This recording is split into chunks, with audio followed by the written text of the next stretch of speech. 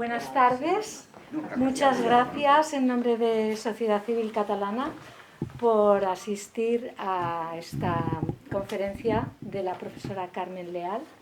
Es un placer para nosotros tenerla aquí. Ella, yo creo que todos ustedes la conocen, es un símbolo de la lucha por la justicia, por la igualdad de derechos en Cataluña y especialmente por la igualdad de derechos lingüísticos, porque la desigualdad, como seguramente ella después nos explicará, repercute gravemente en la enseñanza y en los resultados de nuestros niños. Carmen ha sido profesora durante 35 años en el Instituto de Enseñanza Secundaria Barcelona, profesora de Lengua y Literatura Española. Por tanto, sabe muy bien de lo que habla. Ella es una experta en estos temas, los ha vivido personalmente, sabe cómo reaccionan los alumnos, cuáles son las consecuencias del modelo lingüístico que impera en Cataluña. Ha publicado numerosos artículos en prensa y ha publicado, también es autora del libro Entrevista a la enseñanza, de 2002, si no me equivoco. A Carmen le tenemos que agradecer su lucha continua, su perseverancia y de verdad es que no tengo palabras. Carmen es un símbolo y un ejemplo para todos nosotros. El tema que hoy nos va a desarrollar, la diglosia en Cataluña, es un tema importantísimo porque nos toca muy de cerca, afecta a nuestros hijos, a nuestros nietos, a todos los jóvenes en edad escolar de Cataluña. Ella va a explicarnos en qué consiste, cómo se puede abordar, cómo se aborda en diferentes países, cómo se aborda en Cataluña, cómo interviene el poder en este fenómeno que es la diglosia, la convivencia de dos lenguas distintas en una misma comunidad, qué consecuencias tiene esta intervención, las medidas que toma el poder para regular la convivencia de las dos lenguas. De todo esto nos va a hablar Carmen y yo ya no me alargo más porque la que tiene cosas importantes que decir es ella. Gracias. Muchísimas gracias, Carmen, por tu presencia aquí. Un aplauso a Carmen. A vosotros. Muchas gracias. Bueno, pues muchas gracias a todos ustedes porque estamos en familia, vamos.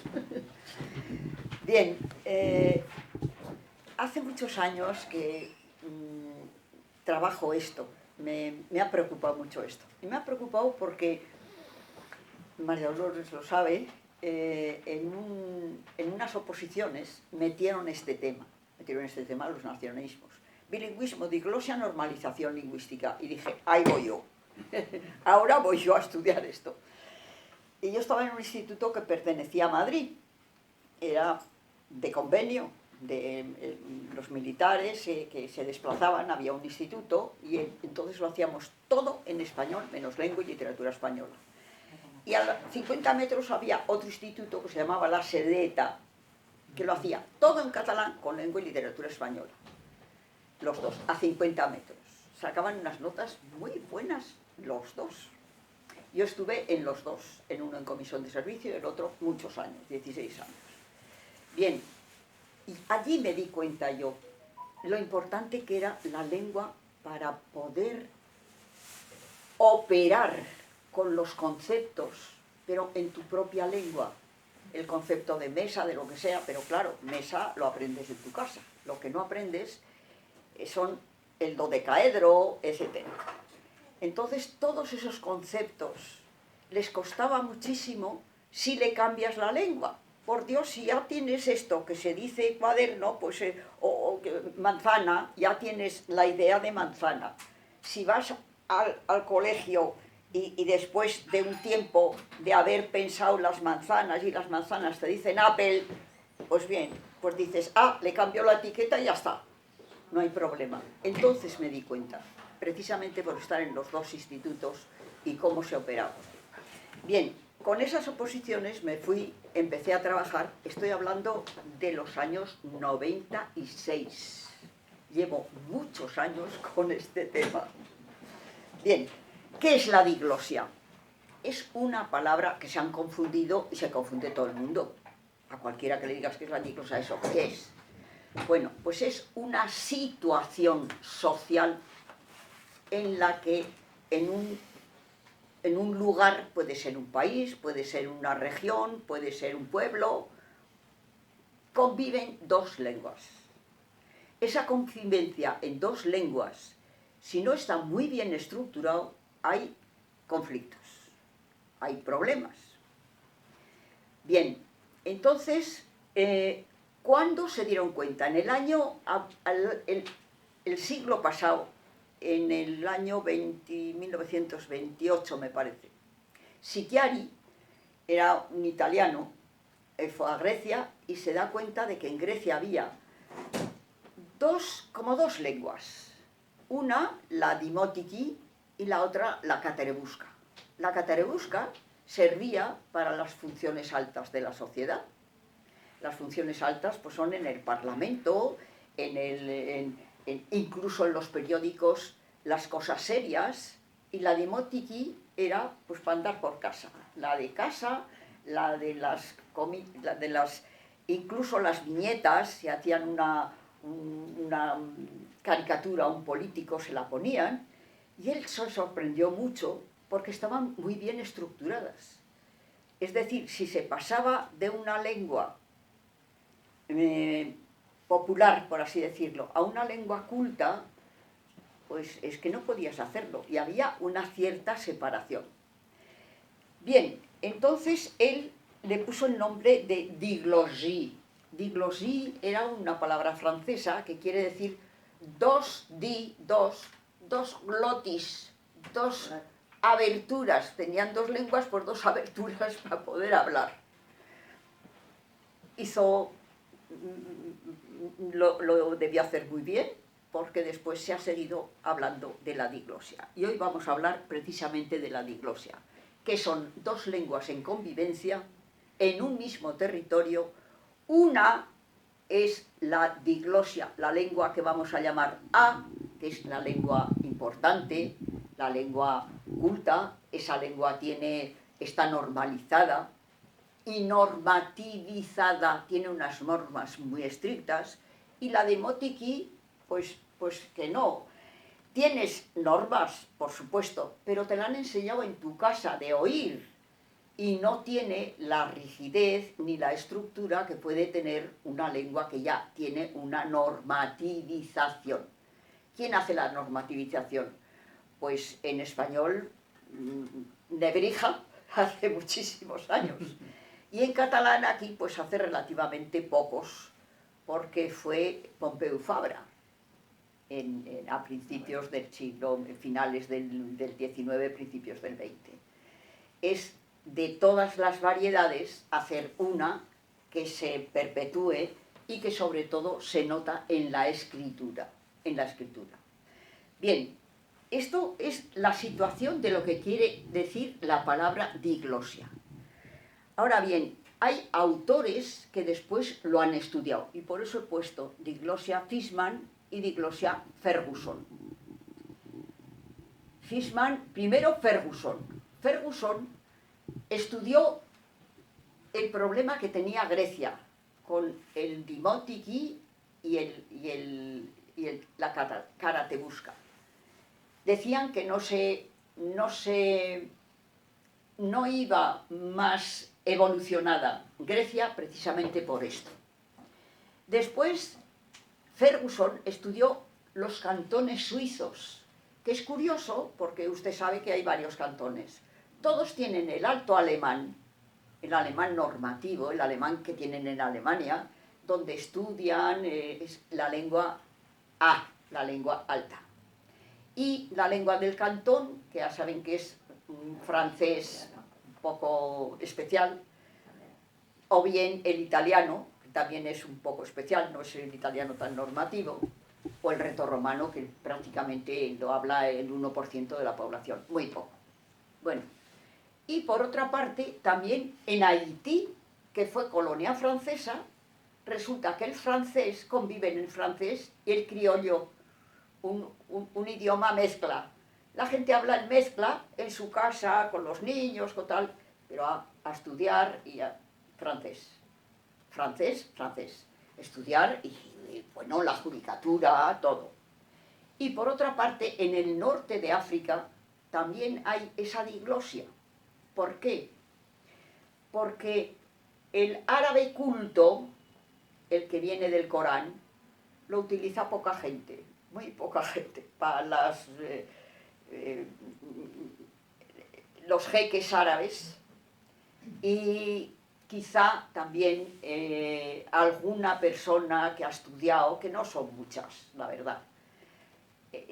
Hay una variedad de árabes, de lenguas árabes muy grande.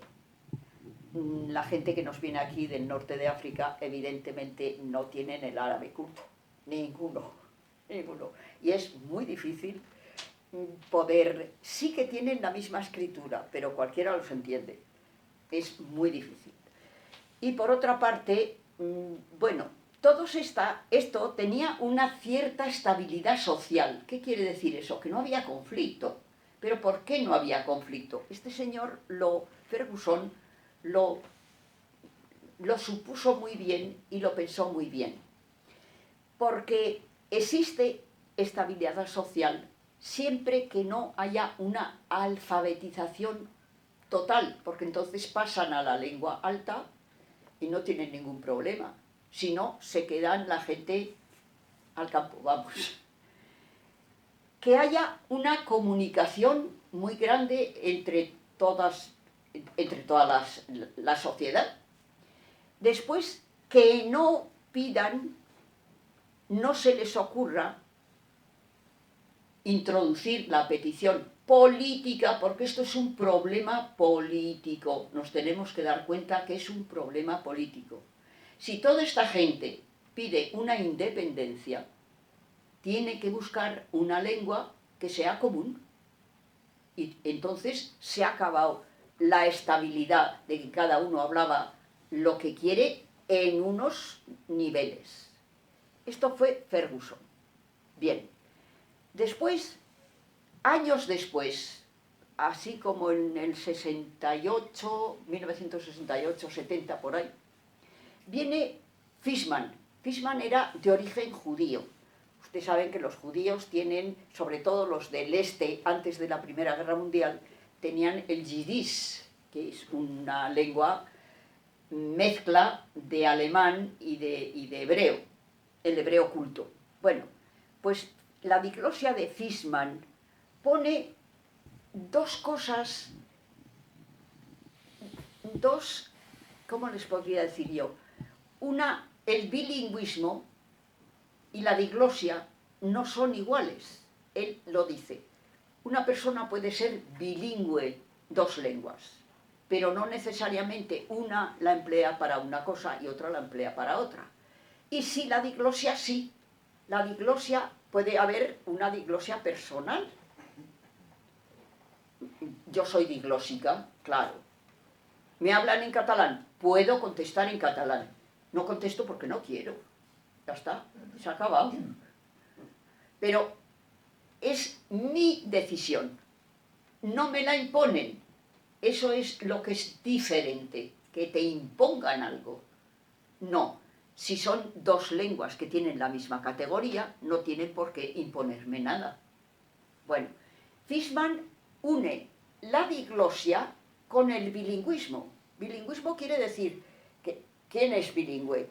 Hombre, bilingües somos las personas que somos las que hablamos. Si es bilingüismo, quiere decir que muchas personas son capaces de comunicarse en dos lenguas. Ya está, no hay otra cosa. Pero entonces es su decisión. Si hay diglosia, diglosia quiere decir que la sociedad asume que hay una lengua para las funciones altas de la sociedad, puede ser español, puede ser inglés, puede ser catalán, puede ser lo que sea. Y la otra lengua que convive la dejan para la casa, para las pequeñas cosas que no se necesitan. Es decir, hay una categoría evidente, que no depende de la persona, sino que depende del poder. Y esto quiero que lo tengan bien claro. Es el poder, la lengua del poder, que no lo he puesto ahí, pues no sé por qué, pero es la lengua del poder. Bien, vamos a seguir. Entonces, diglosia y bilingüismo no es que no exista, existe en Paraguay. Miren, en Paraguay el 50% de la gente habla guaraní. ¿Dónde? En su casa, entre los amigos y tal. Pero todo el mundo estudia en español. La lengua alta es el español, les parece muy bien, porque además tienen que comerciar con todos los países de alrededor que hablan todos español. ¿Qué haríamos con el guaraní solo? Pero la gente habla guaraní, le encanta todo el mundo. Yo he ido a Sudamérica 18 veces, 18. Conozco bastante bien Sudamérica. Y no les parece nada mal tener sus lenguas. No todos las saben, por supuesto. Por ejemplo, pues en Ecuador el quechua lo sabe muy poca gente. Pero, y en México, que hay aquí personas mexicanas, lo mismo, hay otras lenguas, pero no son, por supuesto que les parece muy bien, que nadie les va a decir nada, pero la verdad es que si la mayoría está hablando español, pues es porque les conviene, porque tienen que comerciar con la gente de al lado, etc. Bien, entonces, la otra es, el que no veo desde aquí, bueno, en Suiza los cantones, en África los judíos del este. Bueno, entonces, la diglosia y no bilingüismo, hay otra solución, que es la Suiza de los cantones, ya hemos visto, la África igual y la de los judíos del este. Ahora vamos al otro, diglosia sin bilingüismo. No hay bilingües, no hay gente bilingüe. ¿Y cuál es esa? Pues la Rusia de los zares, los imperios europeos antes de la Primera Guerra Mundial. No se comunicaban, hablaban una lengua. En Rusia todo el mundo sabía que bueno, no tenían ni universidad. Se formaban en París, todo el mundo hablaba francés y los demás ruso. Bien, las colonias de África también. En África, pues los que iban a colonizar hablaban generalmente inglés y los otros hablaban las lenguas que fuesen. Bueno, otra tercera posibilidad, bilingüismo, hay bilingües, pero no tienen diglosia, es decir, no está una lengua por encima de nada. ¿Dónde está? La industrialización. La gran industrialización es un montón de gente que viene con otra lengua a otro lugar. Es situaciones de un cambio rápido, de desasosiego enorme, y la producción la tiene el poder, tiene el que tiene la capacidad de producción, y la fuerza de trabajo, que es mayoritaria, la tiene la gente que ha ido a trabajar. Bueno, por último, no hay ni diglosia ni bilingüismo, pues son unas sociedades muy pequeñas que nos han desarrollado, que no tienen nada de nada. No tienen ningún poder, ni tienen ninguna posibilidad. Hablan lo que pueden y como pueden. Bien, yo he puesto aquí, y Cataluña. Yo aquí no vengo a inducir a nada. Vengo a decir lo que hay y cada uno que piense como quiera y que reflexione sobre dónde metemos a Cataluña. ¿Tiene diglosia y bilingüismo? Es decir, aquí hay una lengua de poder y otra de no poder, de los de abajo. Diglosia y no bilingüismo. Yo creo que no. La mayoría de la gente somos bilingües. Digo yo. Bueno, bilingües, pero mire, yo entiendo, pero no hablo. ¿Y qué tiene que ver? Hay cantidad de bilingües. Yo soy bilingüe pasiva en todas las lenguas procedentes del latín. ¿Por qué? Porque hice filología románica y me las entiendo todas. Leo y entiendo, pero no produzco. no hablo, tampoco escribo. Entonces, ese es el bilingüe pasivo.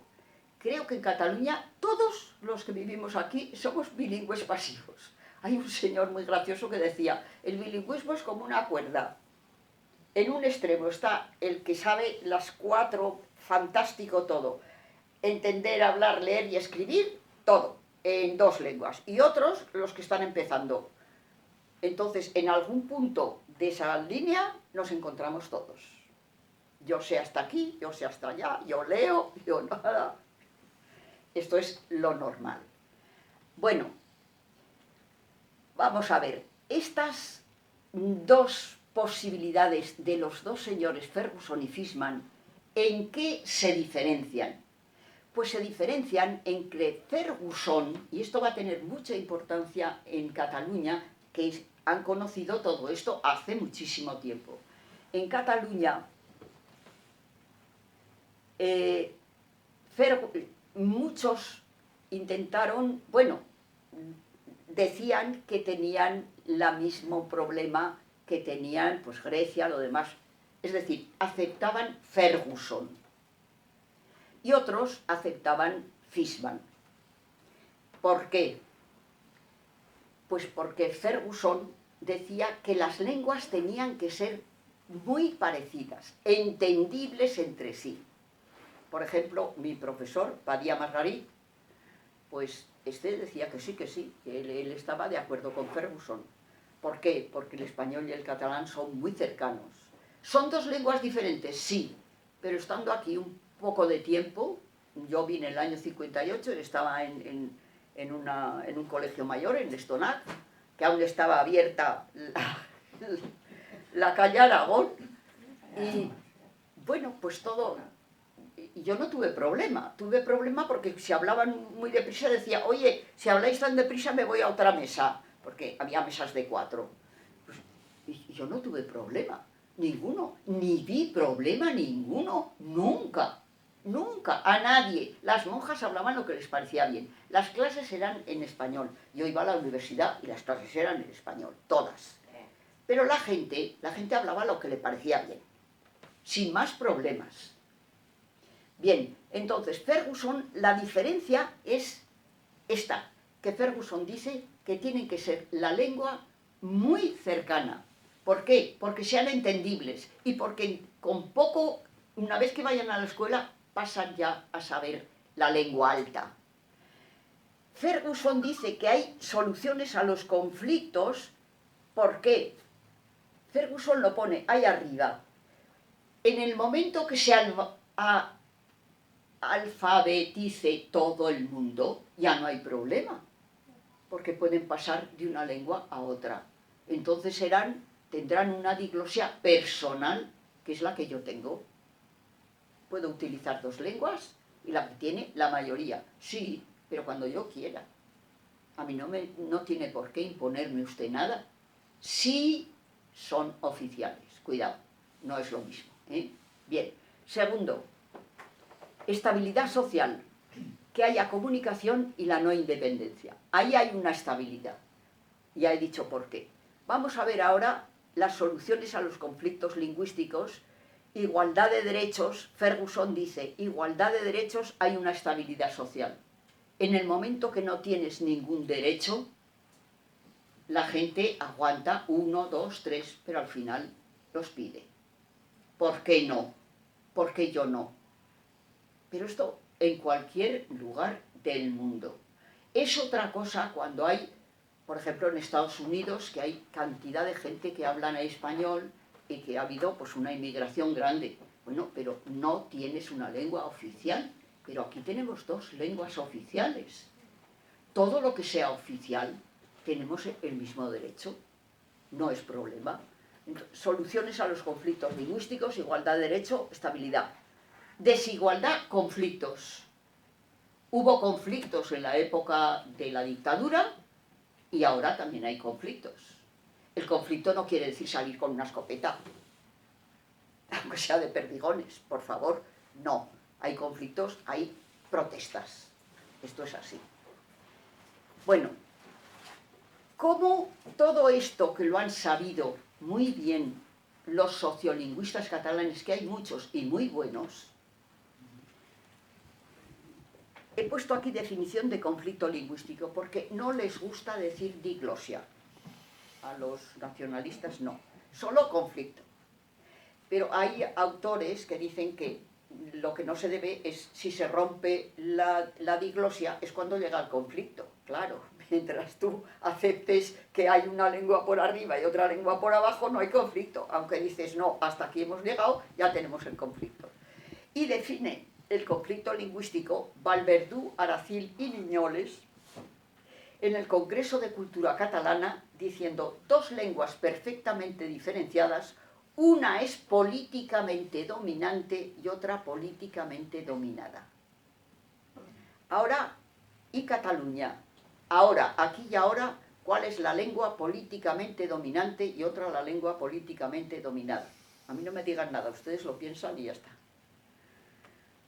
Esto es lo que más o menos quería pues, decirles en esta primera parte, porque lo he dividido en dos partes. Una primera parte para que vean desde dónde parte todo esto y cómo se interpreta en Cataluña la diglosia.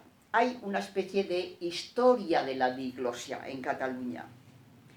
El primero que trabaja es Badia Margarit, ya se lo dije, ya le he dicho a ustedes que fue profesor mío, era un hombre que dedicó toda su vida a la lengua y literatura. A mí me daba la evolución del latín a todas las lenguas romances, pero él se dedicó mucho a esto y curiosamente siempre decía que no estaba seguro, como esto del catalán, que no estaba seguro. Hizo muchos trabajos y muchos estudios. Muy buena persona, muy nacionalista, eso sí, pero muy buena persona y muy serio. No, pero puede haber un nacionalista serio, y esto, ¿por qué no? No pasa nada. Bueno, según Vallverdú, que sigue a Fishman, esto es otra cosa. Hay algunos autores que siguen a Fishman, pero ¿por qué sigue a Fishman? Mi profesor seguía a Ferguson. ¿Por qué? Porque decía, son dos lenguas muy parecidas, la gente estudia lo que sea, y aquí no tenemos por qué tener ningún problema, porque si ustedes todo me entienden y los otros también, ¿dónde está el problema? Si no quieren hablar, pues no hablen, pero la lengua es sobre todo comunicación. Lo que pasa es que la comunicación puede tener también el poder, y hay el poder duro y el poder blando, que es algo que tampoco dicen. El poder duro, pues es el poder de la policía, del ejército, que va con porras y va con lo que sea, tanques o lo que sea. Pero hay un poder blando muy interesante en los gobiernos. Por eso he dicho que es la lengua del poder. ¿Cuál es el poder blando? Pues el poder blando es muy sencillo. Es el que hace unas leyes que hay que cumplir. Aquí tenemos un parlamento que hace leyes, lingüísticas también, de educación también, y también ahí las subvenciones, así, subvención a aquel que me interesa, y me interesa ahora cambiar de lengua, porque sí, ya está, usted lo hace todo en lengua. Y yo fui a un sitio donde tenía que coger un papel y rellenarlo, y estaba, bueno, era un banco, vamos, y de repente no hay en español. Digo, oiga, que 3 días ya que no hay en español. Dice, sí, que se nos ha acabado. ¿Cómo que se les ha acabado? Sí, se nos ha acabado, pues ya vendré mañana, así 3 veces. A la tercera le dije, oiga, dice, mire, pase ahí al director de del banco, una sucursal, en la calle Urgel, me acordaré toda la vida. Y me dice, tiene usted razón, señora, pero mire, si lo hacemos en catalán, nos lo pagan. Ese es el poder blando, ¿lo entienden? Ese es el poder blando, la subvención. Bien, vamos a ver. Hemos dicho cómo se interpreta esto en algunos catalanes, por ejemplo, Vallverdú, que sigue a Fishman. ¿Por qué Vallverdú y Niñoles, estos del conflicto lingüístico, dicen Fishman? Porque Fishman dice que no importa que sean dos lenguas iguales, pueden ser distintas, no importa, Es decir, hay diglosia cuando las lenguas son muy distintas, porque en los cantones suizos, pues del alemán alto al italiano o al retorromano o al... casi es provenzal más que francés, pero bueno, pero al francés hay una diferencia enorme. Entonces, lo que hizo este señor fue ampliar la idea de la diglosia, con tal de que sean, lo importante es que estén separadas las funciones de cada lengua. Una funciona para las cuestiones altas y otra para las bajas. A ver quién va a enseñamento, empieza a hablar en español y reivindica lo que sea. Hay quien no se atreve, ¿eh? Esto es así. Es decir, yo quiero trasladarles el poder, la lengua del poder, el que tiene el poder. Y en la dictadura de Franco, pues todo es español, y corriendo además. Eso no quiere decir que no hablasen catalán, claro que sí. Claro, sí. Entonces, si no, ¿cómo se ha trasladado hasta aquí? Si no, ¿cómo lo aprendió? Exactamente. Bueno, vamos a ver. Hay, sin embargo, otros autores, por ejemplo, Guillermo Rojo, de la Universidad de Galicia, que opina que tanto la diglosia, como el bilingüismo, los dos tienen un prefijo que quiere decir dos, y que es algo igual, que no tiene importancia, que no tiene por qué haber problemas. Sí que hay problemas, ¿por qué? Porque una cosa es la lengua que tú traes aprendida de tu casa y otra es la que te imponen en el colegio, o en la empresa, o en lo que sea. Eso sí que es diglosia, que lo imponen. Entonces, no.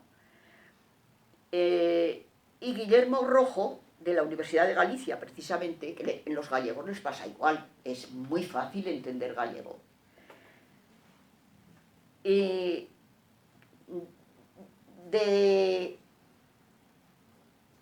Valverdú, Aracil y Niñoles aparece una lengua que es la dominante y la dominada. ¿Qué vamos a hacer? Ya le llaman la lengua dominante a la lengua A y la lengua dominada a la lengua B. Hay otros hay bastantes, pero vamos, que han trabajado todo esto. Pero bueno, me saltaré un poco porque prefiero que me pregunten cosas. Hay otro, por ejemplo, a ver, espere que me voy a saltar algunas cosas. Maristany, que he traído el libro, porque yo como he llegado tarde a todas estas cosas de los ordenadores y tal, yo me compro todos los libros, me saco las cosas de los libros, los apunto y ya está, se acabó. Pues Maristany es curioso porque lo que él dice es desde cuándo se nos ha impuesto aquí el español. Y hace cosas pues muy interesantes. Pues yo he cogido algunas cosas para irles aquí. Dice, ¿cuál es la intrusa? Porque le llama la lengua intrusa. Porque él dice, pero ¿desde cuándo existe una catalanización? Y precisamente la catalanización es desde el siglo XVI. ¿Por qué?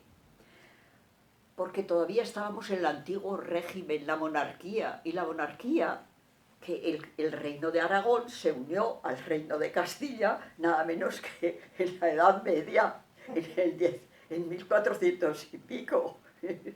Bueno, entonces, ¿qué pasaba? Pues la corte era itinerante, si hay alguno de historia, pues ya me ayudará. Y entonces venían aquí, ¿y dónde se alojaban si no tenían palacios? En la casa de los Trastamara, que aquí vino una vez una señora y nos dio una conferencia preciosa sobre los Trastamara. Pues se alojaban y en qué hablaban. Y aquí que hay una señora que le encanta desde la Cervantina, en el Quijote, pues en el Quijote, en la segunda parte, capítulo 61, Don Quijote, Cervantes le hace venir a Don Quijote aquí. Y Don Quijote se queda en los montes, donde encuentra a un bandolero, Roque Guitar. Pero Roque Guitar era un bandolero que no sabía ni leer ni escribir, y menos en aquel tiempo. y están hablando 3 días, con un hidalgo de La Mancha, que no creo que tuviese profesor particular de catalán. ¿En qué se entendían? Pues cada uno en su lengua. Y no pasaba nada como ahora, que nos entendemos, uno hablando catalán y uno hablando español, nos entendemos perfectamente. ¿Y qué? Entonces, todas estas historias son poder político. No nos engañemos. Que se quiere conservar el catalán, por supuesto, yo la primera, porque no hubiese hecho entonces filología románica, que teníamos el catalán, 2 años de catalán. Mi catalán era horroroso, unas risas cuando me examiné, pero bueno. Bueno, esto, por ejemplo, cuando nos topamos con el curioso fenómeno de los nobles del siglo XVI y XVII, que en vez de llamarse Pere o Jaume, se diuen y fan dir siempre Pedro y Jaime. Entonces sí, parlem de castellanización. No es lo mismo castellanización que diglosia, ni mucho menos. ¿Por qué? Pues porque la lengua del poder. Estoy convencida de que muchísima gente que va a la Generalidad a pedir lo que sea, se esfuerza en hablar catalán, un catalán horrendo, pero es igual, porque es que si no te dicen fascista. Solo por eso, sí, ya se pueden reír, pero a mí ya me lo han dicho también. Bueno, vamos a seguir. La lengua intrusa. Pues Maristany defiende entre bilingüismo y diglosia, y defiende la diferencia entre diglosia y castellanización. Se castellanizan porque les conviene. Y por eso dice la lengua intrusa, con los nombres de pila que los acabo de poner aquí. Página 86, tengo otro, aquí. 85-86, que tiene... En 1621, los límites del conocimiento del castellano en Cataluña que es una muy citada, y dice que solo son unos cuantos sitios, que los demás, en la época, no entendían el castellano. Pues claro que no. Hay otra cosa también muy bonita, yo me he ido poniendo cosas aquí porque tiene gracia que digan, ¡hoy! Que Franco nos hizo, no, mire, Franco no, todos los que han tenido el poder. La inmensa mayoría de obreros que viven en Cataluña eran catalanes y el catalán era su lengua. Está en catalán, les traduzco, pero vamos, se lo puedo leer en catalán igual, ¿eh? Bueno, una situación básica de diglosia general. En esta época la inmensa mayoría de obreros que viven en Cataluña eran catalanes y el catalán era su lengua. Cuando escribían, no lo hacían en la suya de lengua. Estoy can escribint, però no ho feien en la seva de llengua, sino en la sobreposada. En la sobreposada, es decir, en la sobrepuesta. Pero no los que sabían escribir lo mismo en catalán que en castellano. Pero escribían poco, porque no sabían, ya está. Y esto es que nos hacen creer una serie de cosas que dices, ¿cómo es posible? Este es un catalanista, vamos, y que no. terrible. Hay otra cosa muy graciosa que es los obreros y el anarquismo. Los anarquistas de primeros de siglo. Dice, la inmensa mayoría de los obreros que vivían en Cataluña todavía eran catalanes y el catalán era su lengua. Cuando escribían, no lo hacían en la suya, esto ya se lo he escrito, sino en la otra. Había una revista que se llamaba La Tramuntana, Sí. muy señor Plico, su Plico, que tiene una dicción terrible, porque lo mismo que nos pasa ahora con los alumnos que escriben en español de horror. Muy señor mío, le suplico a usted, se servirá con C. Dar cabida a su periódico de la siguiente rectificación. Su semanario de tal, la sección titulada Ventradas, en vez de entradas. He leído con sorpresa un suelto de la sección 2, presidente del centro, como atestigo presencial hecho como a individuo que soy de la Asociación de Cerrajeros Mecánicos, o sea, que no es verdad, no sabían leer y escribir, escribían como podían. Y esto estamos hablando de principios del siglo XIX. Y que lo he traído precisamente para que lo vean. Otra, aquí. La República de las Letras. Hay otra de las cosas. Ay, es que no nos dejaban. Oye, pero ¿cómo que no nos dejaban? Pero si no se iba a la escuela, por Dios. Sí, yo todavía aquí he conocido una persona, solo una persona, que no sabía leer ni escribir. Y era albañil, por supuesto. Pero no sabía leer ni escribir, lo he conocido yo, ¿eh? No me lo han contado. Bueno, hablan otra cosa que es interesante, que es las letras, claro, otra de las cosas dicen, bueno, es que para que una lengua tenga importancia tiene que tener una serie de características sociales también. Que la sociedad, por ejemplo, las artes. Bueno, pues las artes incluso hay en la Ferguson de Grecia, han tenido una literatura, entre ellas la literatura, la escuela, eso es importantísimo, porque forma al individuo en la escuela. Una de ellas es la literatura, la escuela, y que la sociedad la valore también, eso es también. Pero ¿por qué valora la sociedad? Pero la sociedad lo valora porque es capaz de conceder un rango, es decir, para ser médico, para ser ingeniero, para ser lo que sea. Ahora, como para ser político no hace falta nada, ni saber hablar, ni saber escribir, no importa, pues claro, lo tenemos mal, por supuesto, pero si no, no tiene sentido. Bueno, sobre el anarquismo me hace mucha gracia porque no tenían conciencia de que tenían las lenguas. Y aquí lo pone, no lo he apuntado aquí, que vino el famoso Malatesta, pues un anarquista muy famoso. Sí. Y no tenían problema de lenguas, tenían otro tipo de problemas bastante más graves. Y lo que quiero que tengan en cuenta es que en cualquier momento de la historia es la lengua del poder. Es la lengua del poder. Y que nosotros podemos, en una democracia, supuestamente, quitar o poner el poder. Solo eso. Y espero que os hayan divertido un poco. Muy bien. Sí, dígame. Sí, muy interesante la... Muy interesante. Sí, solo quería preguntar, el tema de... Entiendo que la disglosia tiene que tener un objetivo, ¿no? ¿Cómo? La disglosia tendría que tener un objetivo, ¿no? Claro, el objetivo era y es político, pero el objetivo, ¿por qué creen que he puesto ahí la no independencia?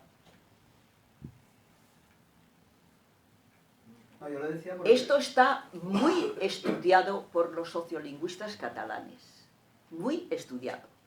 La lengua es una condición indispensable para la independencia. Y además nos han dicho que lo volverán a hacer, ¿ves? Ya está. Sí, pero yo lo decía porque, claro, es más bien un modelo de fracaso, ¿no? Porque si a raíz de las últimas encuestas lingüísticas, la gente, vale, sí, el catalán será el culto, pero nosotros, tanto a nivel coloquial, no se Sí, utiliza. pero no importa, no importa. El nacionalista ha utilizado la lengua como forma de poder y usted será siempre de los de abajo. Y si quiere subir de rango, catalán. Habrá mal catalán, pero de momento catalán. Sí, eso por supuesto. No, Claro. que no lo hablen. Dígame. A ver, yo tengo no una pregunta, una aclaración que quiero que me hagas un poco. Es sobre el bilingüismo. He leído y tengo entendido que el bilingüismo no es solo hablar, pam, pam, pam, pam.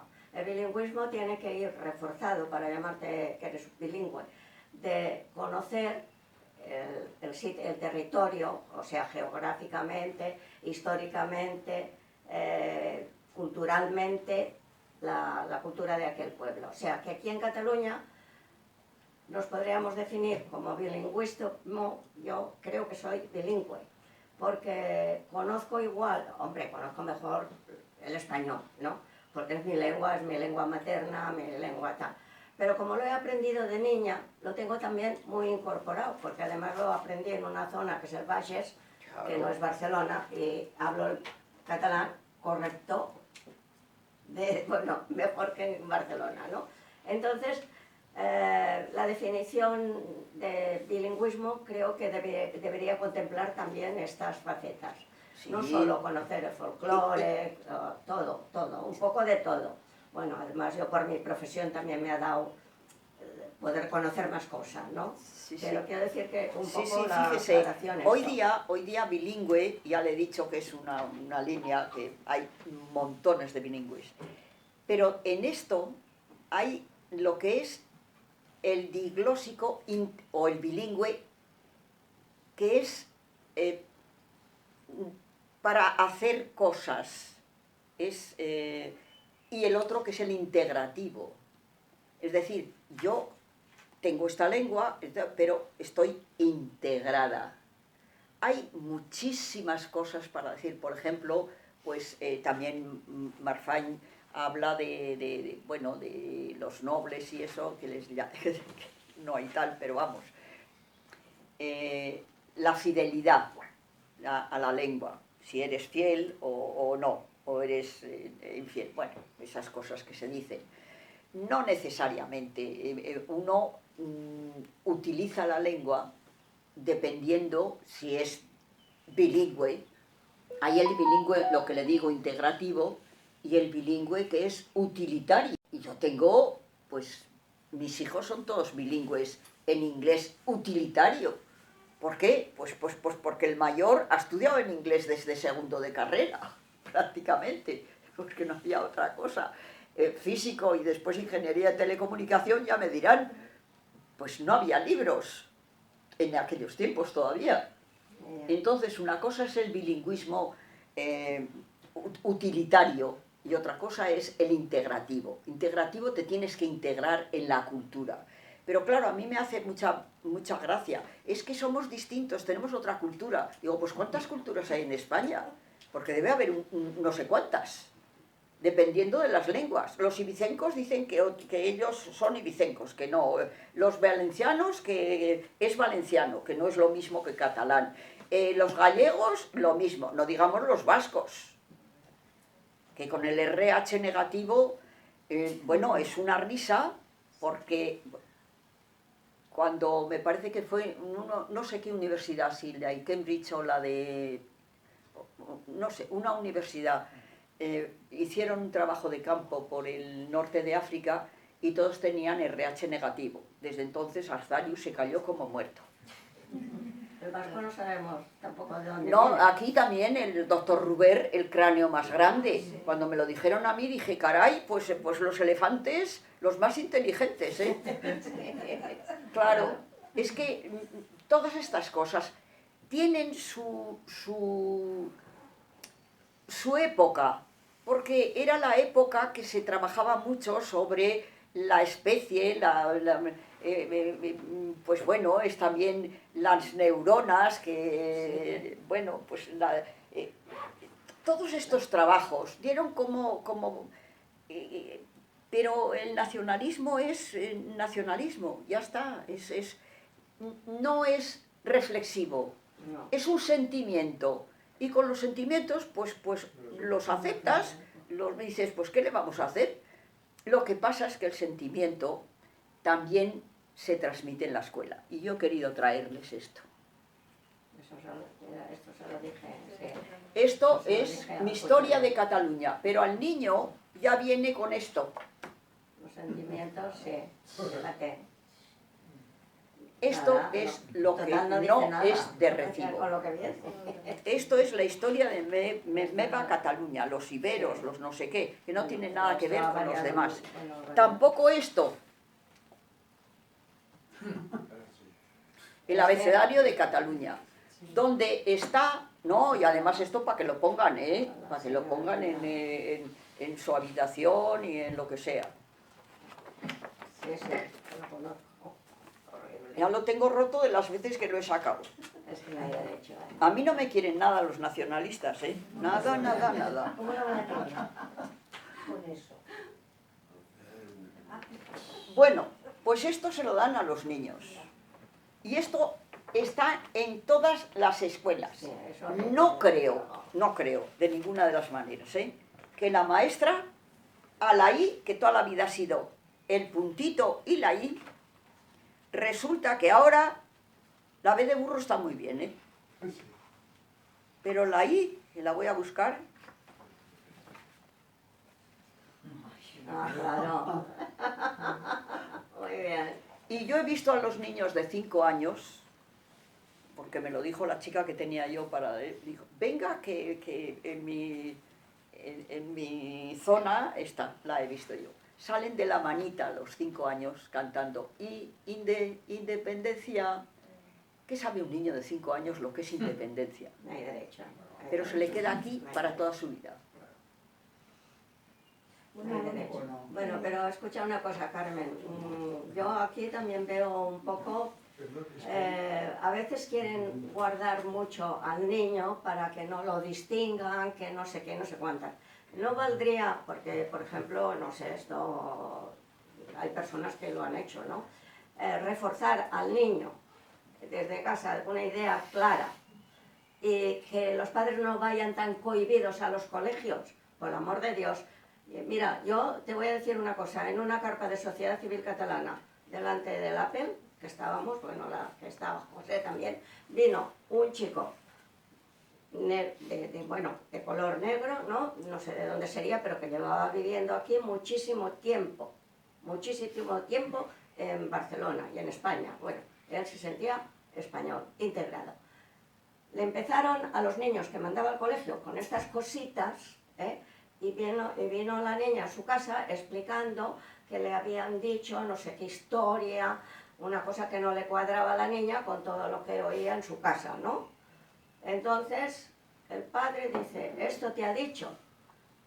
Vale, se plantó a la maestra y le dijo, yo te mando a la niña para que me la enseñes, no para que le metas ideas extrañas en la cabeza, porque si tú otro día me viene la niña con este cuento, mira que yo te llevo al juzgado, ¿vale? Pues bueno, muchos padres así, a lo mejor hubiéramos también tenido otra... Pero no puedes exigir a todo el mundo lo mismo. Bueno, pero es que es una dejadez Sí, de años.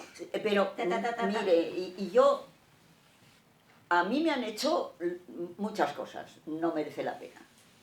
Porque cada vez que salía un artículo mío en el periódico me presignaba antes de entrar al instituto.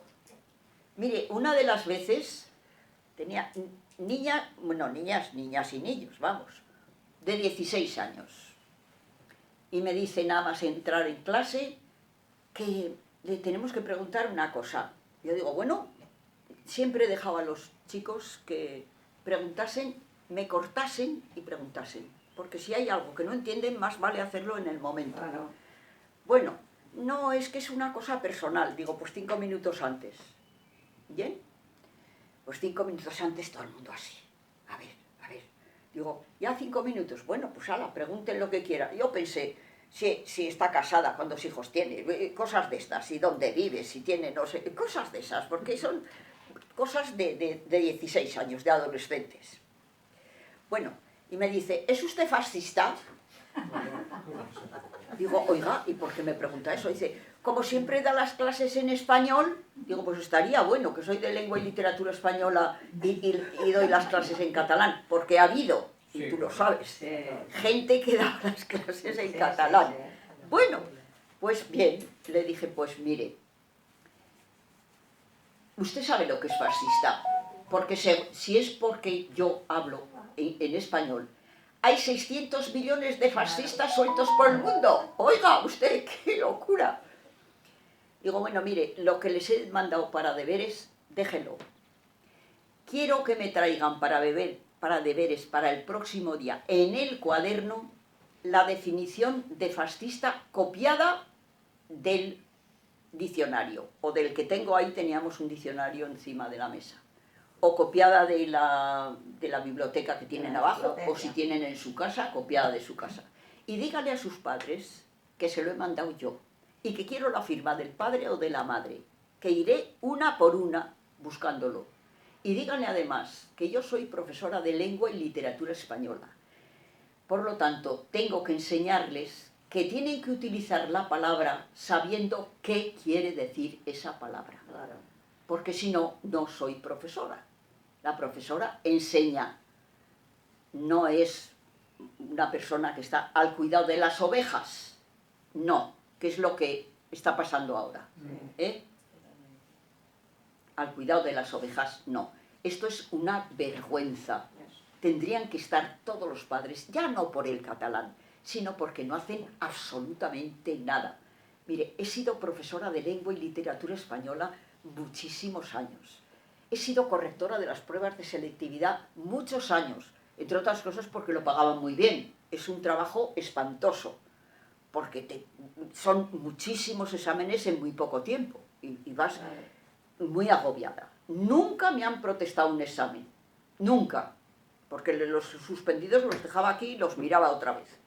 Pero qué horror de exámenes, qué horror. Las teorías estaban esmentadas, los países desenvolupados. Bueno, el ir y el venir, no digamos nada, Bueno, ya veniré. Lo del veniré, pero bueno, no entendían nada. Comentario de texto. Pero es que no podían comentar, pues si no lo entendían. Ya no es la lengua, ya es que se ha hecho una dejación. Y el futuro está en la escuela, señores. Es el futuro. Esto es indecente. Que no es el catalán. Que no es el catalán. Que es todo lo de alrededor. Es todo. A la escuela se va a aprender. A aprender. No se va a estar. Esto no. Están estabulados. No puede ser. Yo he llegado a tener en una clase 19 nacionalidades distintas. ¿Cómo lo gestionas eso? El uno era de Perú, el otro era de no sé cuántos, el otro de no sé qué. Una vez un chino, que yo como me sé las cosas de memoria, como se las saben todo el mundo, pues estaba recitando. Juventud, divino tesoro, que te vas para no volver. Cuando quiero llorar no lloro y a veces lloro sin querer. Se me levanta el chino, me hace así y se fue. No entendió más que si te vas para no volver, pues se fue. Pero claro, es lo que entendió. Y se conoce que lo miré porque yo iba andando. Pues ya. Pues es así. Es así. No, lo que tendrían que protestar todos por este tipo de educación. No hay derecho a esto. No, pero además No hay estoy derecho. defendiendo a los niños porque, claro, escucha, Mari Carmen, Desenvolupa hay un y tal. señor que quiere preguntar. Ay, perdón. Pregunte lo que quiera, yo encantada. Monopolizan el debate, ¿no? Estaba usted. No, hable usted. No, usted. Bueno, yo simplemente, Carmen, que me ha gustado muchísimo tu exposición y he aprendido mucho, pero fíjate lo que pienso, que en Cataluña el poder va más allá de intentar mantener una situación de diglosia. O sea, la diglosia no es ya lo que les interesa, una lengua para lo familiar, para el ocio, y otra lengua para lo importante, para la cultura, para los funcionarios, para el arte. No, va más allá. Quiere monolingüismo, quiere eliminar Claro. no quiere una situación de diglosia, porque esa diglosia... Mire, la diglosia en Cataluña solo, pero me lo he traído porque había cosas que, por ejemplo, la lengua nación. Otra cosa que es graciosísima. Distinguir entre bilingüismo y bilingüismo social. La diglosia, pues esto ya lo hemos hecho, pero había otra cosa que yo puse por aquí. Quan escribien, pero no o fien en la seva de llengua, sino en la sobrepasada, que ya se lo he dicho. Pero he cogido cantidad de cosas que era tan divertido, nota.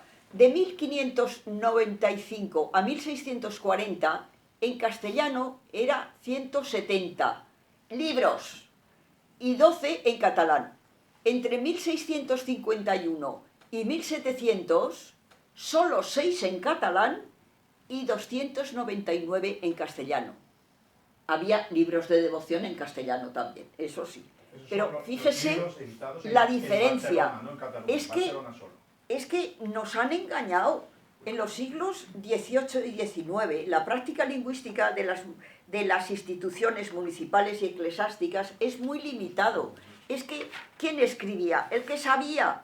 Y aquí lo mismo. Es que he puesto una cantidad de cosas. El anarquismo tendía a mantener y reforzar la diglosia. Los mismos anarquistas, porque era una forma, la lengua de abajo era, este es de los nuestros. Es que es lógico. Sí, sí, pero los vigilantes de los patios, Sí. este interés en que los jóvenes no se relacionen entre sí Ay. en español, quiere decir que ellos No, quieren esta mire, situación de diglosia. esto, Es un totalitarismo absoluto. por supuesto. Eliminar Sí, solo sí, sí. una lengua. Pero mire, eliminar todo lo español, porque yo he ido muchas veces por la Rambla de Cataluña, no, por las Ramblas, no la Rambla de Cataluña, y había toros de estos de muñecos, y había, ahora no ves casi ni uno, que dice, es una especie de, ¿pero qué tendrá que ver? ¿Qué importa? Si aquí hubo 3 plazas de toros, 3 en el siglo XIX, y funcionaban las 3, y bien.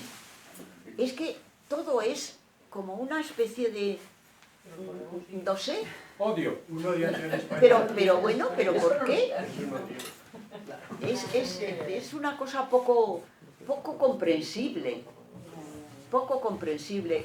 Y le voy a decir una cosa, en América, que he ido ya, y conozco 3 países, uno mejor que otro, pero bueno, de momento Venezuela, Perú, Ecuador, Colombia no, pero ya no me dio tiempo, pero he ido 18 veces, porque he tenido una hija casada allí 20 años. Entonces yo he pensado, Dios mío, siempre han tenido, eran provincias españolas, no era una colonización, eran provincias españolas, eran tan españoles como nosotros, exactamente igual. Los imperios no imponen ni la lengua ni casi nada, porque no se puede, simplemente no se puede. Y es precisamente en las independencias es cuando adoptan el español como la lengua que conocían todos, porque había muchas lenguas de aquí, del otro lado, era mucho más complicado. Una especie de coiné, algo parecido. Lo mismo que pasó con el español en España. ¿Y por qué? Si no se impone, no se puede imponer el español en España. Hasta la Constitución de 1931 no existía en ninguna ley. Estaba el español porque era el que más conocía a la gente. Simplemente. Sí, dígame. Yo quería hacer una pregunta y luego si acaso una reflexión. Que era, aquí se utiliza el término castellano, pero usted está hablando de español, Sí. ¿no? Entonces, realmente, ¿cuál es la base nominativa de la lengua? Aquí... Para llamarlo, porque yo creo que Sí, todos pensamos que hablamos español, pero luego lo referimos al castellano. Y se lo explico mucho, muy bien. ¿Por qué? Porque realmente eso es como una manera de poner las dos lenguas al mismo nivel. Y que Sí, no haya mire, una evidente, es lo mismo el da. castellano es el español. Lo mismo da, mire Y fuera usted. de España lo llaman español, ¿no? Mire, fuera de España no sabe nadie lo que es castellano. Lo que pasa es que aquí, lo impusieron en la Constitución los nacionalistas para diferenciarlo del catalán, del vasco y del gallego. Pero es español. El castellano pasa lo mismo que en Italia. Nadie dice toscano. Alguien dice, ¿hablas toscano? No, hablas italiano. Pero es toscano. Apareció en la Toscana. Era la lengua más extendida, la lengua que estaba más cuajada, por así decirlo. Pues, y en Francia igual. ¿Hablas la lengua de oír? ¿Hablas francés? Ya está. también tienen el bretón, también la lengua de oc y la lengua de oír. Pero oír, sí, la lengua del sí, vamos. Pero aquí hay como una especie Mire, de miedo a llamarlo español, ¿no? Yo creo que sí, la mayoría de sí, personas pero aquí, se refieren a la lengua que hablan cuando hablan en castellano, sí, se refieren como castellano, no como español. sí, sí, sí, Porque pero entonces, es que lo tienen que distinguir, si porque dices, siempre... yo voldria parlar-li en español, entonces ya empieza ahí el conflicto, ¿no? Que es un conflicto político, evidentemente, yo estoy de acuerdo, ¿no? Pero me refiero a que habría que reivindicar también, a lo mejor, que el castellano es un idioma que aquí también es español, ¿no? Claro, pero es que no tiene nada que ver. Mire, aquí hay, en Cataluña, lingüistas, sociolingüistas, sociólogos, todo lo que quiera. Todo el mundo bien subvencionado a trabajar para esto. Sí, pero bueno. Por eso está en esa línea, ¿entiende? Porque en el resto de España usted dice español, castellano y ni se enteran. Yo siempre digo español. Siempre. Por eso quería yo hacer esa pregunta, ¿no? Siempre digo ¿Qué español. término utiliza? El castellano hasta... No, ¿qué término utiliza cuando se refiere a la lengua que habla? Español. Yo digo español. Sí. Sí, no, pero yo creo, como igual que dice el señor, yo creo que va más allá de Cataluña, porque lo del español, ahora están diciendo que, claro, el español incluye todo Exactamente. el vasco, el gallego, que también No, son no, lenguas no, españolas. eso es un error. Ya, sí, Perdón. pero es lo que quiere. Es un error. Pero dicen que también son lenguas españolas, Confunden entonces... sustantivo con Claro, adjetivo. Claro. Pero es lo que... Exacto. Son lenguas españolas, no es el español. Claro, pero Claro. El bretón, incluso el catalán, Sí. es una lengua francesa porque se habla en Francia, pero no es el francés. Claro. Es Que tan no hay que simple como confundir eso. las lenguas de España con el español. Exacto. España tiene en una serie de Cataluña lenguas. que han Bueno, impuesto ¿y el qué? término de castellano para no decir español, simplemente. A Sí, nivel popular. sí, Bueno, sí, y sí. Nadie te dice, habla español, te dice, habla castellano o catalán. Claro. Y No es para en Cataluña decir- que y es para así. Para no decir la diferenciarlo. palabra español, No, además. y para decir y el muchos tenemos la castellano- culpa nosotros también. Y Porque lo hacen para decimos decir castellano el inconscientemente en vez de castellano decir español. se habla en Castilla. Claro. Y aquí estamos Claro, en el Cataluña. castellano es el Y entonces, Mire, hay otra cosa que es Propio de importante también. Lengua propia. Pero bueno, en un texto jurídico, si hay aquí algún abogado, que pongan lengua propia, que eso es propia de quién? ¿De la tierra? La lengua de la ¿De tierra, quién? ¿De claro. las hormigas que no salen de los agujeros? Mire, no, hombre, por favor. ¿Es lengua oficial o no oficial en un Claro. texto? Se acabó. Claro, Pero lengua propia, que es un término, ambiguo. pues claro, pero es un término, vamos al teleurismo de la tierra. O sea, todo lo que sale de la tierra. étnico. Pero qué absurdo. Sí, dígame. Bueno, yo primero agradecer la conferencia porque me parece importante efectivamente que todo el mundo tenga claro el concepto de diglosia Sí. y en particular las dos vertientes de diglosia, la de Ferguson y la de... Yo recalcaría una cosa que has apuntado, digo de tú, porque no... Vale, perdón, Sí, no pasa nada. Aquí estamos en familia. nos hemos ya visto en otros sitios. El hecho de que los sociolingüistas y los etcétera de Cataluña defiendan el concepto de diglosia, diciendo que aquí hay una diglosia y que para tratar de jerarquizar las lenguas. Claro. Y creo que en Europa, precisamente, creo que ahora hay tres orientaciones y precisamente el término de diglosia se piensa que no es la solución para Europa, sino que es el bilingüismo. Y hay tres argumentos que parece que yo creo que son los que podemos defender. Primero, una cosa biológica, muy curiosa. Se ha demostrado en estos 10 últimos años que los bilingües retrasan las enfermedades de degeneración psicológica 5 años por lo menos de media. Entonces ya eso defiende el bilingüismo frente a estos que pretenden, quiero decir, que ha habido un manifiesto defendiendo el monolingüismo para Cataluña, quiero decir, no es cuatro locos que están por ahí. No, Ese pero ya les he manifiesto dicho firmaron que no 200, sabía, la eso es, mayoría 200 no personas. sabía.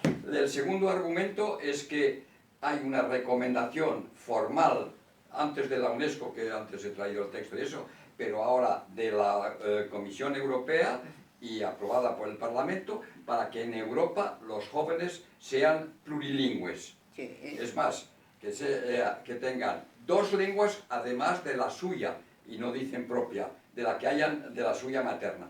Y el tercer aspecto que me parece todavía muy en una fase inicial, pero que me parece capital precisamente para la situación de Cataluña, pero no solo para la situación de Cataluña, conozco bastante la situación en Bélgica y la situación en Luxemburgo, por ejemplo, y no digamos en Francia, es que la enseñanza se ha conquistado la laicidad social y nadie ahora tratará en Europa de defender un concepto religioso, pero sin embargo la laicidad tiene que también abarcar los aspectos políticos.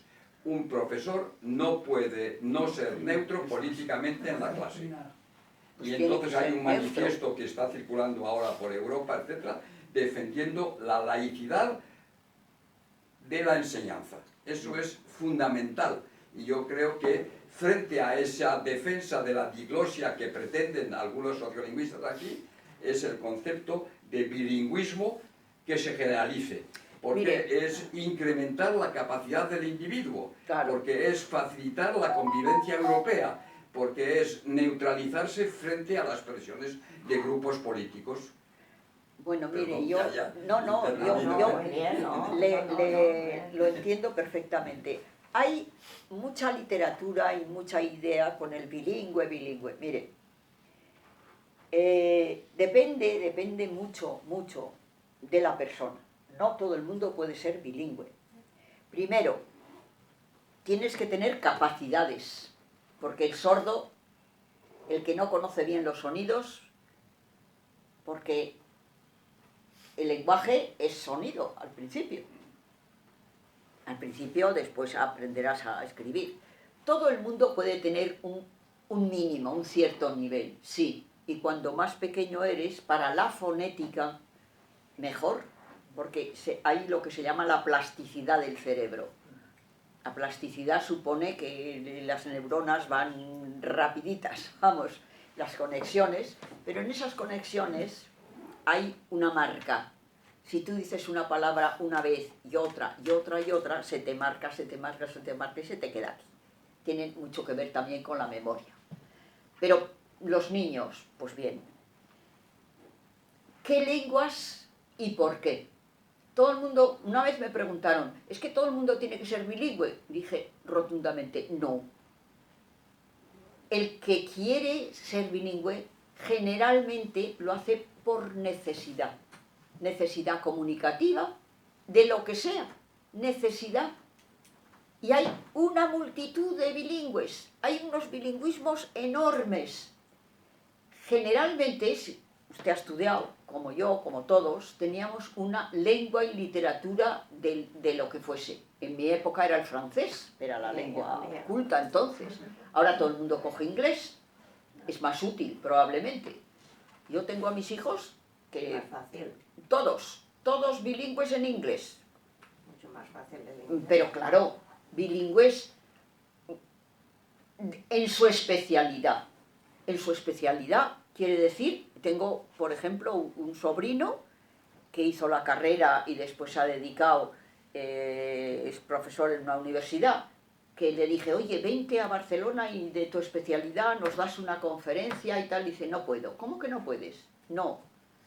Ha perdido la rapidez de poder hablar en español que es su propia lengua, que no aprendió inglés hasta los 16, me parece que se lo mandó su padre a Estados Unidos, mi hermano, porque no tiene la fluidez que tiene que pararse, y ahora no me acuerdo esto cómo se dice, no, dice que no te la puedo dar, yo en inglés lo que quieras.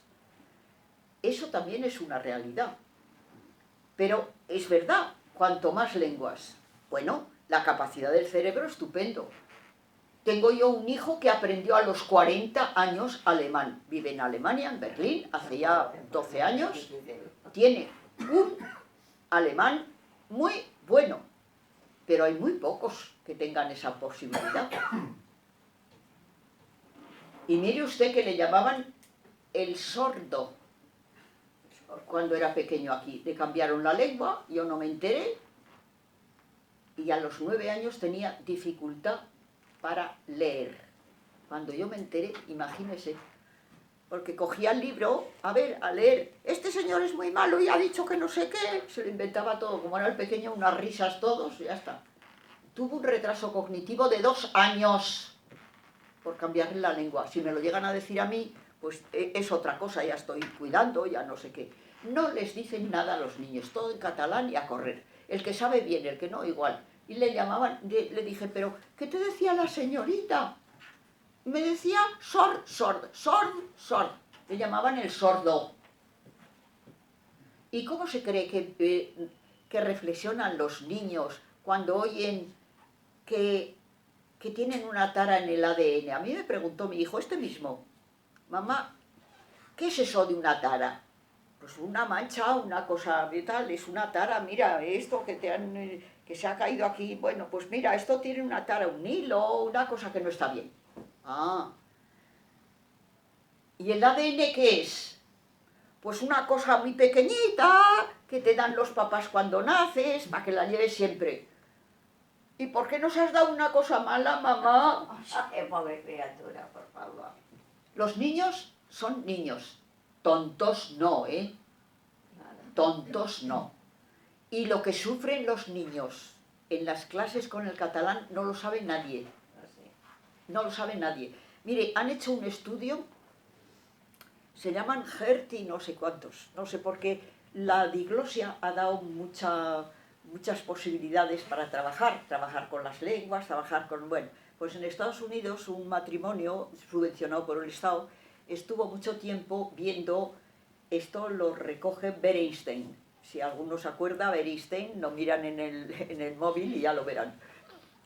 Hicieron un estudio sobre los niños, el lenguaje de los niños, y compararon los niños que vivían en una casa con los padres que habían ido a la universidad, tenían estudios, tenían un nivel, y otros padres que vivían de la subvención del Estado. Estuvieron como 4 años, pero con la máquina de grabar, y después miraron todo esto, les costó otros 3 para hacer las mediciones. Bueno, pues los niños de nivel, vamos a decir, bajo, tenían 30.000 palabras menos. Madre mía. 30.000 palabras menos. El que le interese, ya no me acuerdo cómo se llaman, Hertz y no sé quién. Esa diglosia, ¿me entiende?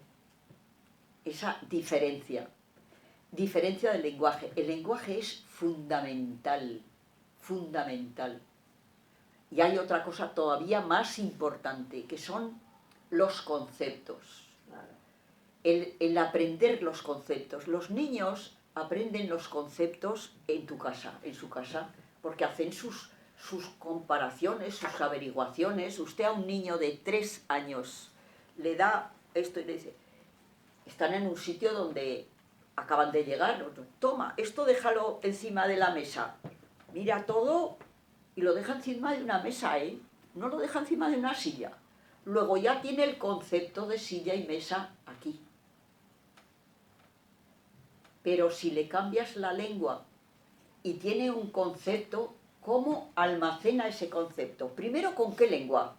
Porque cada concepto tiene una lengua, ¿eh? Tiene un nombre.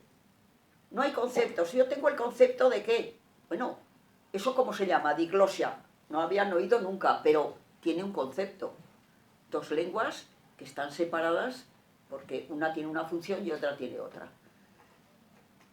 ¿Cómo un concepto? Mire, a mí me pasó esto, perdonen que le diga, pero fue una anécdota mía que me hizo reflexionar muchísimo.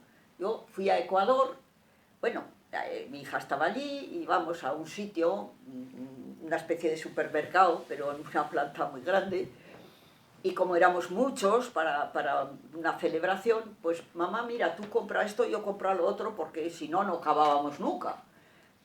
Y me dejó en un sitio donde te hacían las tartas.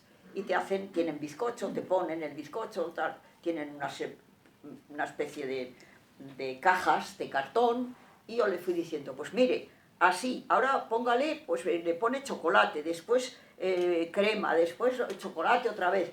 Y dice, yo como la vi tan grande que éramos tantos, digo, ¡ay, Dios mío, esto no lo podemos cortar!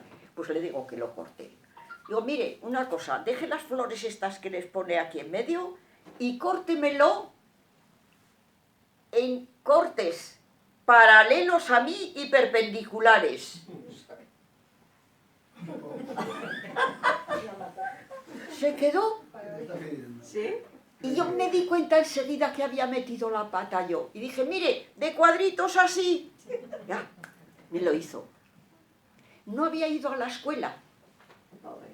Algo que para nosotros es tan sencillo. Claro, Algo perpendicular.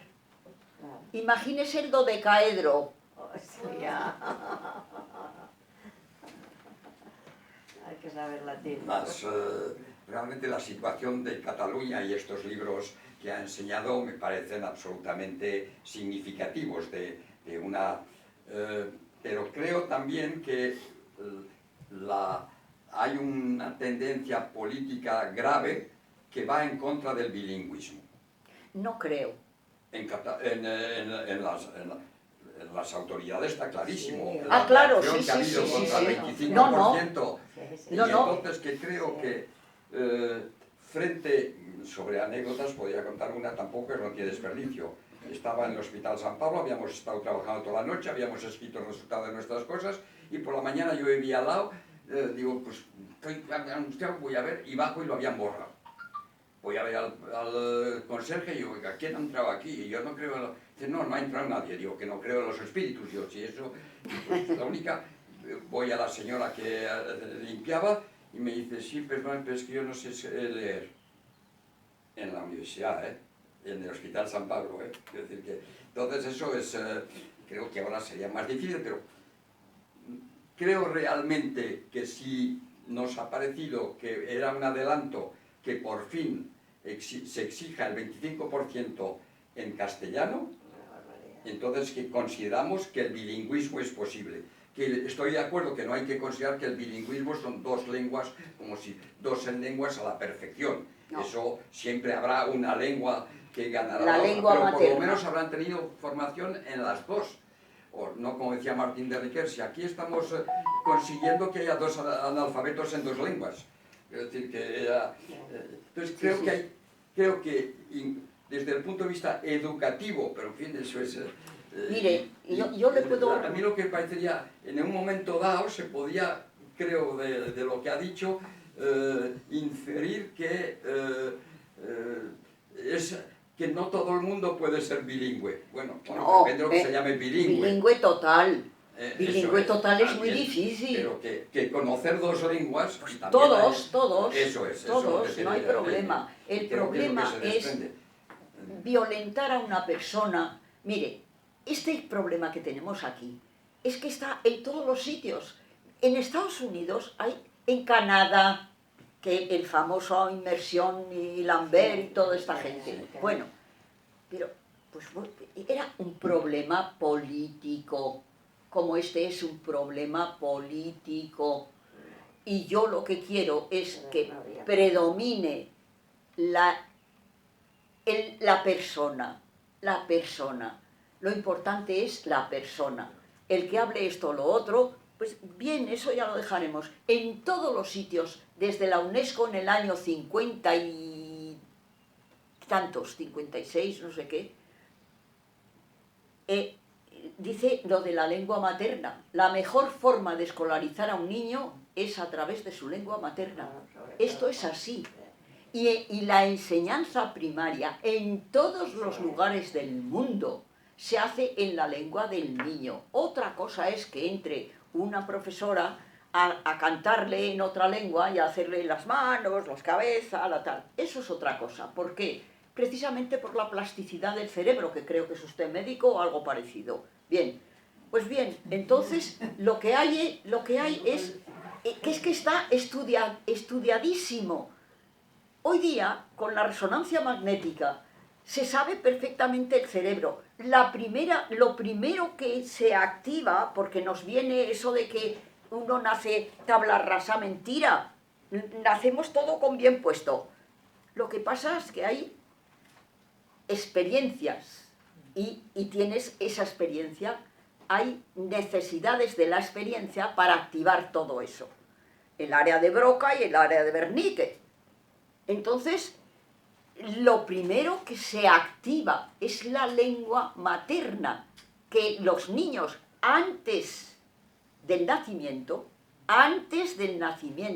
reconocen la voz de su madre. Y esto está estudiadísimo. ¿Por qué? Porque han puesto los electrodos. Ya está. Esto es así. Lo primero que se hace es los oídos. Lo primero que se activa. Y se activa en cualquier lengua. Ya sea lengua buena, mala, con pedigrí o sin él. Es tu madre. Y ya está. Es lo primero que se activa. Que después otra lengua, sí. Pero bilingües de nacimiento casi, cuando el padre le habla de una manera y la madre de otra, no es muy corriente, vamos. Que se puede aprender naturalmente. Mire, mis hijos todos hablan inglés. El otro, este que le decían el sordo, habla italiano perfectamente, que estuvo en Italia 2 años. Igual que el español. Lo único que no habla es catalán, mire usted. Y además tiene un rechazo a vivir aquí como no se pueden imaginar, porque se le ha quedado en la mente lo que sufrió en el colegio. Esto es así.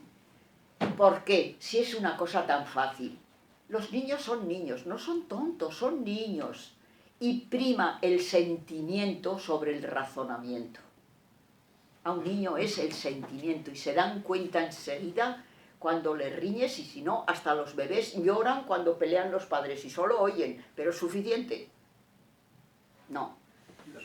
Yo quería hacer algunos asuntos. Uno, es totalmente cierto que no solo retrasa la aparición del Alzheimer, sino que además en las sociedades bilingües hay menos índices de Alzheimer que en les societats monolingües. Claro, seguro. Perquè jo estic parlant en català, el meu cervell està escollint amb quina llengua està parlant, i per tant, com té dos conceptes en dues llengües diferents, té que escollir cada moment què és el que vol dir amb quina llengua. I això vol dir que estic fent més interconnexions neuronals que s'estan fent contínuament. Vull dir, les connexions neuronals no es fan només quan estem creixent el cervell. Por supuesto. Ara estic fent jo conexiones neuronals. Entonces, esa es una primera cuestión que quería yo decir. La segunda es que me parece que somos un poco ingenuos.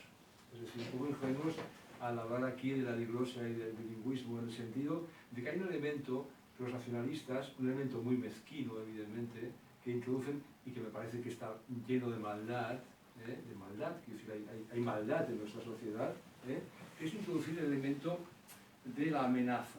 Claro. Claro, es decir, porque la diglosia y el bilingüismo no tiene por qué ser vivido como una amenaza, sino como una convivencia Claro. de diferentes niveles de uso de una lengua.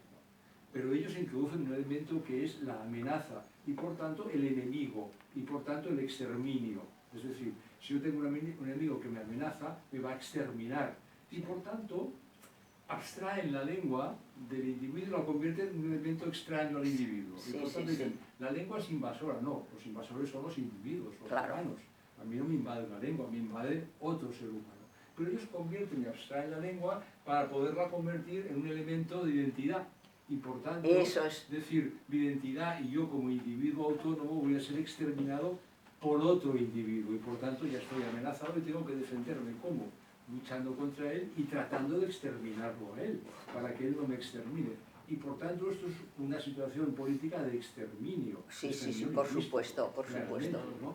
Entonces, a mí me parece que no hay que ser ingenuos. Quiero decir, realmente el poder político se traduce Hombre, en ya poder lo económico, creo. en poder social, sexual incluso, ¿no? Que lo Sí, es, sí, sí, sí, sí. evidentemente, ¿no? Entonces, esto es una guerra en la que lo que se intenta es exterminar al otro. por Y es- supuesto. ¿Por qué? Porque lo que se intenta es vivir un antagonismo de identidades, que a mí me parece además que es estúpido, porque las identidades en este momento son tan múltiples, Claro. tienen tantas Mire, influencias, yo una... que se están creando multiidentidades, pluridentidades, y por tanto es una guerra que tienen perdida. Yo estoy convencido que la tienen absolutamente perdida, porque como usted estaba diciendo muy bien, su hijo tiene ya una sensación de que aquí no quiere vivir. Claro, Y por claro, tanto, ¿por qué? claro. Porque se siente amenazado, ¿no? Claro, claro. Entonces, es decir, es Pero una mire, guerra hay un que libro van a precioso continuar, pero bueno, la van a perder. de las identidades asesinas. Uno se identifica con una cosa. Mire, yo una vez me preguntaron algo parecido a lo que me dice usted. Digo que las identidades son como las capas de una cebolla. Uno se identifica con el fútbol y a lo mejor con el fútbol con el Barcelona o con el Madrid, pero con ese... Y otro se identifica pues con, qué sé yo, con el baloncesto. Yo pues le gusta el baloncesto, pues me identifico con este, pero no hay identificaciones como cubos, que uno, otro, no, uno te identificas con la persona. Ahora, lo que sí siempre te identificas con tu familia y con tu mamá y tu papá. Primero eres pues como el huevo y la gallina, vamos, del entorno más inmediato. Después se va extendiendo el entorno en el colegio, son de mi colegio, son de mi no sé qué, pues claro, es lógico, pero otra cosa son las identificaciones nacionalistas. Cuidado, eso ya tuvimos 2 guerras mundiales. Ojo con los nacionalismos. Ojo con los nacionalismos. Uno es, pues de donde... Y además, que, bueno, la lengua es importante, pues sí, claro que es importante, pero no es decisiva. Mi hijo a los 40 años, ¿qué iba a pensar él que iba a vivir en Alemania? Pues habla un alemán estupendísimo, tiene facilidad. Bueno, eso es verdad.